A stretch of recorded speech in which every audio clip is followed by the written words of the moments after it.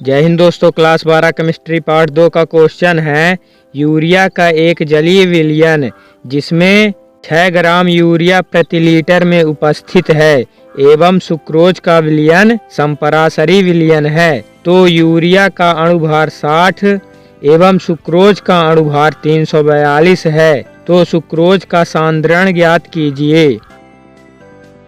तो अब इसका हल करेंगे।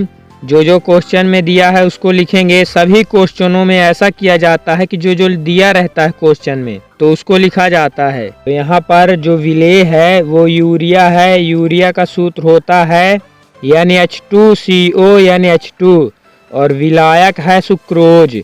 तो सुक्रोज का भी सूत्र लिख लेते हैं C12H22O11। उसके बाद क्वेश्चन में यूरिया की मात्रा दिया हुआ है यानी कि विलेय की मात्रा 6 ग्राम दिया हुआ है तो उसको लिख लेंगे W1 बराबर।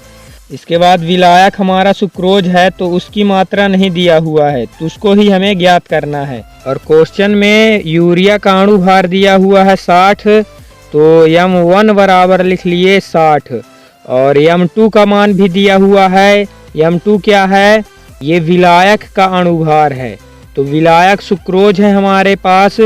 तो जो सुक्रोज का अणुभार दिया हुआ है वो 342 दिया हुआ है तो उसको लिख लेंगे M2 बराबर करके।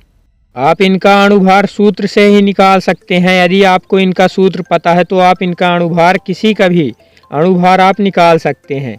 मान लीजिए जैसे कि आपको यूरिया का ही निकालना है तो जो यूरिया के अंदर ये सूत्र दिए हुए हैं यानी कि नाइट्रोजन, तो आपको नाइट्रोजन का अणुभार पता होना चाहिए। और हाइड्रोजन है यहाँ पे तो हाइड्रोजन का पता होना चाहिए, कार्बन का पता होना चाहिए, ऑक्सीजन है तो ऑक्सीजन का। फिर उसके बाद आपको सभी को ऐड कर देना है। तो जब आप इनके सभी के द्रव्यमान को जोड़ देंगे तो यूरिया का द्रव्यमान निकल आएगा। लेकिन हमारे क्वेश्चन में पहले से ही इनकी मात्रा दे दिया था तो हमको निकालना नहीं पड़ा, फायदा हो गया हमारा। तो चलिए आगे बढ़ते हैं। क्वेश्चन में बोला है कि जो सुक्रोज है वो संपरासरी विलयन है। तो यहाँ पे लिखेंगे संपरासरी विलयन। संपरासरी विलयन का मतलब होता है परासरण दाब समान होने चाहिए। तो जो विलेय का मोल है N1 और जो विलायक का मोल है N2, क्वेश्चन में बोल दिया है कि संपरासरी विलयन है। तो संपरासरी विलयन है इसलिए N1 बराबर होगा N2 के। तो N1 का सूत्र होता है N1 बराबर W1 अपान M1 और N2 बराबर हो जाएगा W2 अपान M2। तो ये जो सूत्र है इससे पहले भी आ चुका है ये सूत्र विलेय के मोल प्रभाज वाले में आया था। तो यदि आपने उस वीडियो को नहीं देखा तो आप देख सकते हैं, उस वीडियो का लिंक मैं डिस्क्रिप्शन में दे दूंगा। तो चलिए क्वेश्चन में आते हैं। क्वेश्चन में N1 बराबर है N2 के इसलिए W1 अपान M1 बराबर होगा W2 अपान M2 के।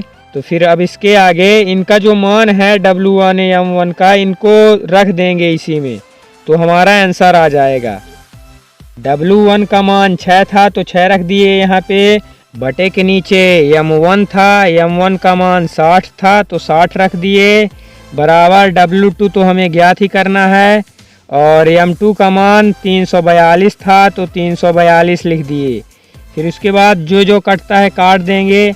यहाँ पे 6 से 60 को काटेंगे तो यहाँ पे आ जाएगा 1/10 और बराबर के इधर लिखा रहेगा जैसा का तैसा W2 अपान 342।